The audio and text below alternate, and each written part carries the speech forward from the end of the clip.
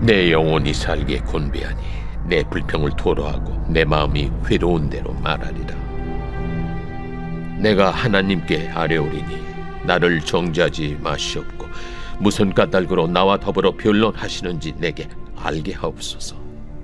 주께서 주의 손으로 지으신 것을 학대하시며 멸시하시고 악인의 꾀에 빛을 비추시기를 선히 여기시나이까? 주께도 육신의 눈이 있나이까? 주께서 사람처럼 보시나이까? 주의 날이 어찌 사람의 날과 같으며 주의 해가 어찌 인생의 해와 같기로? 나의 허물을 찾으시며 나의 죄를 들추어내시나이까? 주께서는 내가 악하지 않은 줄을 아시나이다. 주의 손에서 나를 벗어나게 할 자도 없나이다. 주의 손으로 나를 빚으셨으며 만드셨는데 이제 나를 멸하시나이다. 기억하옵소서. 주께서 내 몸 지으시기를 흙을 뭉치듯 하셨거늘 다시 나를 티끌로 돌려보내려 하시나이까? 주께서 나를 젖과 같이 쏟으셨으며 엉긴 젖처럼 엉기게 하지 아니하셨나이까? 피부와 살을 내게 입히시며 뼈와 힘줄로 나를 엮으시고 생명과 은혜를 내게 주시고 나를 보살피심으로 내 영을 지키셨나이다. 그러한데 주께서 이것들을 마음에 품으셨나이다. 이 뜻이 주께 있는 줄을 내가 아나이다. 내가 범죄하면 주께서 나를 죄인으로 인정하시고 내 죄악을 사하지 아니하시나이다. 내가 악하면 화가 있을 것이오며 내가 의로울지라도 머리를 들지 못하는 것은 내 속에 부끄러움이 가득하고 내 환난을 내 눈이 보기 때문이니이다. 내가 머리를 높이 들면 주께서 젊은 사자처럼 나를 사냥하시며 내게 주의 놀라움을 다시 나타내시나이다. 주께서 자주 증거하는 자를 바꾸어 나를 치시며 나를 향하여 진노를 더하시니 군대가 번갈아서 치는 것 같으니. 할렐루야. 네, 설명절 잘 보내셨습니까? 네, 맛있는 것도 많이 드시고 또 오랜만에 또 친지들과 가족들과 교제 귀한 시간들 가졌을 거라 생각합니다. 다시 시작된 일상 가운데서도 우리가 주님의 말씀을 통하여서 새로 힘을 공급받아서 하루하루의 삶이 주님과의 동행함으로 풍성함을 누리시기를 소망합니다. 우리 본문 요약을 먼저 한번 읽어보겠습니다. 시작. 친구들의 충고에 항변하던 욥은 이제 하나님을 향해 무슨 까닭으로 자신을 정죄하고 변론하시는지 묻습니다. 또한 하나님께 자신의 몸을 지으시고 생명과 은혜를 주시며 지켜주신 까닭이 자신을 대적하시기 위함이었냐고 호소하며 진노를 그치시고 평안을 주시기를 간구합니다.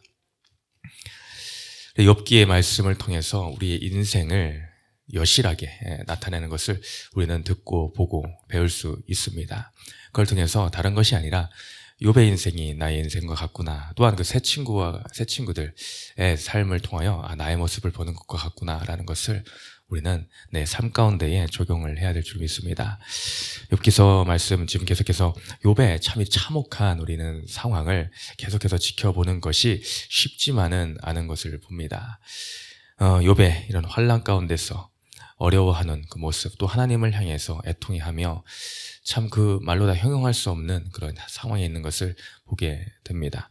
그러면서 이제 첫 7일간 잠을 잘 참고 있었던 세 친구들이 이 하나님을 향해 토해내는 이 욥의 이 말들을 가만히 듣고 있을 수 없는 상황에 놓이게 됩니다. 가만히 있었으면 참 좋았을 것 같은데 인간인지라 참 이 정죄하기를 좋아하고 판단하기를 좋아하는 사람의 그런 죄악된 성품을 우리는 볼 수가 있다라는 것이죠. 그래서 이제 정죄하고 판단하는 그들의 모습을 여실하게 드러내게 됩니다. 그것이 바로 3장부터 쭉 이어지게 되죠. 3장부터 어디까지 이어지는가? 이들의 정죄와 판단함과 거기에 대한 욥의 항변, 또 판단하고 공격함과 또 항변, 이런 대화가 3라운드에 걸쳐 3명의 친구들이 돌아가면서 3번에 걸쳐서 반복적으로 37장까지나 이어져 내려가는 것을 보게 됩니다. 그 뒤에 이제 하나님께서 개입을 하셔서 38장부터 42장에까지 걸쳐 이제 하나님이 그들에 대해서, 욥에 대해서, 그 친구들에 대해서 하나님의 뜻을 밝히 말씀해 주시는 것을 보게 되죠. 3장부터 37장까지의 이 긴 내용 가운데 별다른 발전이 있는 것도 우리는 찾아보기가 어렵습니다. 매 하는 얘기가 비슷합니다. 별다르게 바뀌는 것이 없습니다. 그렇다면 왜 이렇게 3라운드까지 걸쳐서 이렇게 길게 기록을 하셨을까? 바로 이것이 우리의 인생을 잘 담고 있기 때문입니다. 태초로부터 아담의 때 그 범죄함의 사건 이후에 인류는 죄 가운데 놓여서 어떠한 것들을 저지르고 있는가? 별다를 것 없는 죄를 반복적으로 짓고 있습니다. 내가 회개하였다 하지만 또 그것에 넘어져 또 똑같은 상황에 놓여 또 죄를 짓는 인간의 연약함을 우리는 발견하게 됩니다. 바로 그러한 내용들이 작게 우리의 인생을 이 말씀에 담고 있다라는 걸 보면은 어떻게 보면은 3라운드 만에 해결이 된 것도 참 참으로 짧게 기록이 되었구나라는 것을 우리는 고백하지 않을 수가 없게 됩니다. 이 첫 번째 우리는 앞서 첫 번째 증거인 엘리바스의 고발을 4장 5장에서 보았고 그에 대한 욥의 첫 번째 자기의 대답이 6장 7장에 나타난 것을 봅니다. 그 다음에 8장에서 두 번째 친구인 빌닷의 고발이 나타납니다. 그것에 대해서 이제 9장과 오늘의 본문 10장까지에 걸쳐서 이제 그 빌닷이라는 친구의 말에 대한 욥의 자기 항변과 자기 변호의 말을 우리는 보게 됩니다. 이 친구들의 계속되는 고발이 이어지니 욥도 점점 지쳐가는 것 같습니다. 그렇지 않아도 너무나 어렵고 힘든데 이 주위에서 가만두지를 않으니 자신 안에는 더욱더 억울함이 올라오게 되고 그렇지 않습니까? 인간도 가만히 놔두면은 오히려 자기 안에서 잘 오히려 해결될지도 모릅니다. 근데 주위에서 계속 찔러대고 불난집에 부채질을 계속 해대니 그냥 해결될 것 같은 것도 내 안에서 더욱더 나를 정당화시키고 자기를 변호하게 되고 그러다 보니 그런 마음에 생각지 않았던 것들이 오히려 더 많이 울컥울컥 올라오게 되는 현상들이 우리의 인생 가운데도 여러분도 아마 경험을 해보셨을 것입니다. 그러니 이 욥의 마음이 어떠할까? 전혀 이해가 되지 않는 부분들만 이 부분이 있다라는 것을 우리는 알게 되죠. 우리도 살면서 내가 인생 가운데에 대체 이런 환난을 왜 당하고 있는가? 너무나 억울하다라는 생각이 들지도 모릅니다. 오늘 본문의 말씀을 읽어보아도 욥의 그런 마음들이 잘 담겨 있는 것을 보게 됩니다. 이제 욥은 그 하나님에 대한 두려움이 생긴 것 같고 또한 그 모든 자신의 인생을 또한 왜 태어났을까라는 생각도 들며 저주를 하며 이런 마음들이 연약해지는 모습 슬슬 자포자기하는 것은 아닌가라는 그런 생각마저 들게 합니다. 오늘 말씀 이렇게 시작하죠. 내 영혼이 살기에 곤비하니 내 불평을 토로하고 내 마음이 괴로운 대로 말하리라. 이제 내가 내 마음에 있는 이 불편하고 아픈 이 심령을 내가 그대로 다 토해내겠다. 하나님 앞에 다 뱉어내겠다라는 것을 말합니다. 그러면서 2절에 이어지죠. 내가 하나님께 아뢰오니 나를 정죄하지 마시옵고 무슨 까닭으로 대체 무슨 까닭으로 왜 나와 더불어 변론하시는지 내게 알게 없소서. 자신 전혀 모르겠다라는 것입니다. 대체 무엇 때문입니까? 하나님, 대체 무엇 때문에 내가 이런 고통과 고난을 당하는지 알지 못하겠사오니 대체 무슨 까닭으로 왜 그러시는지를 좀 내가 묻겠습니다. 라고 그는 말합니다. 욥은 자신이 이 환난이 왜 왔는지를 알 수가 없는 것입니다. 그 친구들과도 말하면 말할수록 더욱더 모르겠다라는 것입니다. 그 친구들은 어떤 관점으로 계속 욥을 찔러댑니까? 네가 반드시 죄가 있다. 뭔가 지은 죄가 있다. 더 나아가서 앞서 말했던 이 두 번째 친구 빌닷은 건드리지 말아야 될 부분까지 건드리고 맙니다. 바로 자녀에 대한 부분이죠. 야, 네 자녀들이 네가 잘못 길러서 그렇게 막 죄 가운데 뭔가 했기 때문에 네가 그런 고통을 당하는 건 아니야? 그게 할 말입니까 지금? 자녀가 10명이 죽고 말았습니다. 10명의 자녀가 죽은 자리에서 어떻게 바로 그 친구라고 하는 자가 이 욥을 향해서 야, 네 자녀가 죽은 거 말이야. 그것다 대고 그 죄 때문에 그런 건 아니냐 라고 고발을 하고 있으니 이 참 얼마나 안타까운 일입니까? 이 모든 친구들이 보는 관점은 철저하게 인과응보입니다. 죄의 결과다라는 것이죠. 그렇기 때문에 네가 당하고 있는 것들, 그 모든 것은 너의 모든 발견되지 않은 죄를 있기 때문에 그걸 다 찾아내어서 회개한다면 이 모든 것이 잘 해결될 것이다. 그러니 나온 말이 이겁니다. 네가 회개한다면은 하나님이 회복시켜 주실 것인데 내 시작은 미약하였으나 내 나중은 심히 장대하리라. 그 배경 가운데 나온 말씀이죠. 이처럼 철저한 인과응보 사고입니다. 그러니 그 말을 또한 들어보니 욥의 관점에서는 더욱더 이해가 되지 않을 것입니다. 나는 하나님 앞에서 대체 내가 무엇을 잘못했는가? 나는 의로운데 그 말씀을 오늘 말씀에서도 그 뉘앙스가 분명하게 잘 나타내고 있습니다. 대체 무엇 때문에 나를 학대를 하시는가? 멸시를 하시는가? 나는 그런 것을 나에게 무슨 허물을 하나님이 찾을 수 있겠는가? 라는 것들을 계속해서 의아해하며 표현하는 것을 보게 되죠. 우리는 인생 가운데에 내 기준에 판단을 할 때가 많이 있습니다. 이것은 사람과의 관계에서 마찬가지고 하나님과의 관계에서도 또한 그렇습니다. 여러분 가족 가운데서 또한 친척들과의 관계에서 이번 설날에서는 어떠한 그런 사건들은 없으셨나 생각이 듭니다. 말을 하다 보면 오해가 생길 때가 있지를 않습니까? 내가 생각한 것과 전혀 다른 의도를 그런 말이 아닌데 상대방은 다르게 받아들이는 경우가 있습니다. 그래서 내 표현이 잘못될 수도 있지만은 또한 상대방의 어떤 그 일정 부분에 대한 연약함으로 인해 상처로 인해 오해를 낳을 수도 있죠. 이것을 잘 풀어야 될 텐데 서로 대화하며 소통을 하며 잘 풀어야 될 텐데 이것이 잘 되지 않으면은 오히려 또한 오해가 또한 오해를 낳고 또 오해가 오해를 낳을 수밖에 없습니다.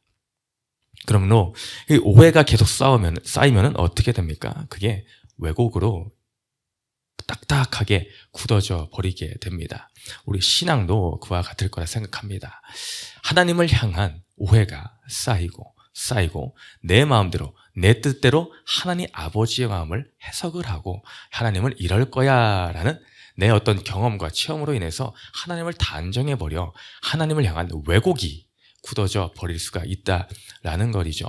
나의 어떤 신앙 생활의 배경 가운데 살아왔는가에 따라서 이것이 또한 결정될 수도 있겠습니다.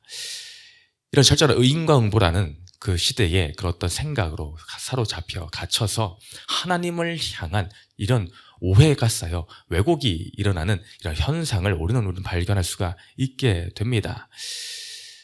하나님이 오늘 이 욥이 이 환난과 고난을 겪는 것은 나의 의로움 때문에 혹은 악함 때문에 그런 것이 반드시 기준이 될 수 없다라는 것을 우리는 발견하게 된다라는 것이죠.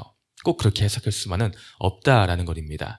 나의 의로 인해서 내가 평안하고 복을 받고 이 땅 가운데서 누리고 살고 있구나 라고 하는 이런 아이러니 가운데에 잘못된 생각 가운데 빠져 있을 수밖에 없다라는 것이죠. 하나님의 마음을 잘못 이해한 것입니다. 잘못 해석을 한 것입니다. 그래서 우리는 많은 소통이 필요합니다. 하나님과 무엇으로 소통을 하겠습니까?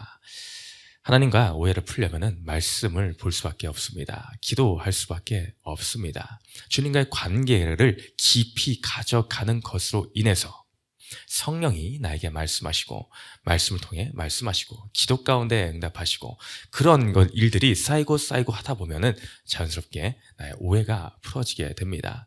다른 무엇으로 풀 수가 있겠습니까? 하나님의 마음을 알기 위해 우리는 말씀을 가까이 하는 것 이외에는 방법이 없다라는 것이죠. 우리가 날마다 큐티를 하며 깊이 묵상하는 것, 이것은 바로 조금이라도 더 내가 하나님의 마음을 내가 자녀로서 알기 위해 그분과의 원하는 소통, 막힌 모든 것을 풀어버리기 위한 것들 아니겠습니까? 그런데 참 그나마 욥이 다행인 것은 이 환난과 어려움 가운데서 그 모든 것을 그 마음의 답답함을 숨기지 아니하고 하나님 앞에 나아가 이렇게 토로하며 내가 이제 괴로운 대로 말하겠습니다. 왜 이러는지 내가 묻겠습니다. 라고 간 것, 이것은 어떻게 보면 또 배울 부분이기도 합니다. 우리는 신앙생활의 연수가 10년이 되셨습니까? 아니면 20년, 30년이 되셨습니까? 이렇게 연수가 쌓이면서 할 수 있는 참 안타까운 부분 중에 하나가 내가 신앙의 경력이 쌓인 만큼 내가 때로는 믿음이 있는 척을 한다는 것입니다. 내가 신앙이 깊은 척을 한다라는 것이죠. 그러니 내 마음에 뭔가 풀리지 않는 의문이 생겨도 묻지를 않는다라는 것입니다. 신앙에 대해서, 내 이 말씀에 대해서 그런 부분에 있어서 나는 다 아는 것처럼 행동을 하고 그런 포장을 하며 내 신앙생활을 그렇게 그냥 흘러가고 있다라는 것이죠. 모르면 물어야 됩니다. 하나님 앞에 나아가 기도해야 됩니다. 엎드려야 됩니다. 말씀을 또 보아야 됩니다. 그런데 그렇게 하지 않고 그냥 나는 안다라고 생각을 해버리고 스스로도 그런 것에 사로잡혀 속고 있다라는 것입니다. 근데 욥은 하나님 앞에 내가 이해가 되지 않습니다. 어찌하여 나에게 이런 일이 일어납니까? 라고 쏟아내었다라는 것이죠. 지난 2박 3일간의 청년 캠프 가운데서 이제 모든 참가 인원이 두 줄로 쭉 서가지고 서로 손을 잡고 교제를 하고 하는 시간이 있었습니다. 기도하고 하는 시간이 있었죠. 일정 시간이 지나면은 앞에서 사회 보시는 목사님께서 자 다음으로 넘어가세요 하면은 왼쪽으로 옮겨 다음 사람과 또 손을 잡고 교제하고 이렇게 하는 시간이 있었습니다. 많은 젊은 청년들의 이야기를 들었고 기도의 제목들을 듣게 됩니다. 한 청년이 근데 거기서 말을 합니다. 자기는 직장인이다 라고 하면서 일부러 휴가를 내서 왔다. 혼자 왔다 라고 합니다. 교회에서 그런 가는 캠프가 없어서 너무나 답답하고 힘들어서 혼자 연차를 써서 2박 3일의 휴가를 얻어서 이 자리에 혼자 왔다라고 하더군요. 대체 무엇이 그렇게 힘들었을까라고 하니 너무나 미운 사람이 있다라는 것입니다. 너무나 미운. 상사가 너무나 그렇게 밉다라는 것입니다. 도대체 이해가 되지 않는다라고 합니다. 그러면서 대체 어떻게 해야 됩니까? 라고 묻더라고요. 그래서 시간이 너무 짧고 그래서 다 얘기할 수 없었지만 그때 떠오른 인물이 다윗입니다. 여러분도 잘 아시죠? 다윗이 하나님 앞에 얼마나 믿음의 사람이었습니까? 근데 그도 연약한 인간이었습니다. 근데 그가 참 우리가 본받을 만한 여러 부분 중에 하나가 그의 마음에 숨김없이 하나님 앞에 나아갔다라는 부분입니다. 시편에 하는 시를 보면 어떻습니까? 모든 원수를 향해서 저주를 하고 자 하나님이 어떻게 손을 봐주실 것을 막 말하며 고발을 하는 그런 모습이 있습니다. 그 모습을 통해서 그렇게 끝나는 것이 그냥 절대로 아니죠. 그래서 그분께도 그 청년에게도 다윗의 그런 마음들 한번 묵상을 해보아라. 하나님은 다 아시기 때문에 우리가 아닌 척 난 상처받지 않은 척, 다 이해하는 척, 믿음 있는 척, 할렐루야 라고 하는 것을 내 마음의 모든 것들을 숨겨가면서 그렇게 가식된 모습으로 가지 않는가. 근데 그것은 하나님 앞에 온전한 태도가 아님을 전달을 해주었습니다. 그렇습니다. 우리 마음 가운데에 그런 의문과 어려움이 있는데 그것을 하나님 앞에 내가 아닌 척을 하고 가면은 오히려 그것은 건강하지 않은 것입니다. 하나님 바라시는 것도 아니죠. 내 마음에 풀리지 않는 것이 있으면 있는 그대로의 모습으로 하나님 앞에 나아가서 때로는 우리는 쏟아내야 됩니다. 하나님은 그렇게 쏟아낼 때에 하나님이 찾아와 직접 해결해 주십니다. 그 마음을 깨달아 알게 해주십니다. 때로는 사람을 통해서 역사하실 때도 있겠죠. 어쨌든 간에 우리는 그 앞에 토로해낼 때에 그때의 하나님에 향한 우리의 오해가 쌓이는 것들이 풀어지고 해결되어 하나님과 관계가 오히려 더 깊어지고 어떤 영혼을 향한 미움이 있습니까? 아픔이 있습니까? 그 모든 것들을 하나님이 직접 우리의 마음 가운데 손을 대시며 하나님의 치유의 능력으로 나타내실 것을 믿게 된다라는 것이죠. 이처럼 우리는 욥의 이러한 모습은 또한 본받아야 될 줄을 믿습니다. 그래서 사람에 대해 또한 하나님에 대해서 오해와 이런 것들이 쌓여 있다면 말씀을 통해 또한 기도를 통해 나아감으로 그 모든 것이 해결되고 또한 하나님 앞에 믿음을 다시 회복하는 우리의 공동체가 되시기를 주님의 이름으로 축원드립니다. 우리 적용 질문 두 번째 읽고 마칩니다. 시작. 내 생각으로 하나님을 오해하고 고난을 부끄러워하고 있지는 않습니까? 그것이 목숨을 버리시면서까지 나를 구원하신 예수님을 부끄러워하는 것과 같음을 합니까? 말씀을 기억하며 기도합니다. 사랑간의 주님 아버지, 오늘도 욥기서의 말씀을 통해 또한 우리 인생을 돌아보게 하시니 감사합니다. 우리가 인생이 내 생각과 다르게 흘러갈 때가 많아 때로는 이해가지 않을 때가 있습니다. 해석되지 않을 때가 있습니다. 그것으로 인해서 혹여 하나님의 마음을 우리는 오해를 하고 있지는 않습니까? 내 마음 뜻대로 하나님을 판단을 하고 있지는 않습니까? 주님, 하나님의 뜻은 나의 생각보다도 훨씬 크고 놀라움을 우리가 인정하고 고백하게 하여 주시고 하나님 앞에 더 무릎 꿇고 나아감으로 주의 말씀을 더 가까이 함으로 내 안에 쌓인 오해가 풀어지고 하나님을 더 깊이 알아 그 사랑의 마음, 예수를 보내신 그 마음을 더 깊이 알아 주님과의 관계가 회복되며 또한 더 나아가 이웃과 친척과 가족과의 모든 관계 또한 회복되는 역사가 일어나게 하여 주옵소서. 감사드리며 예수님의 이름으로 기도했습니다.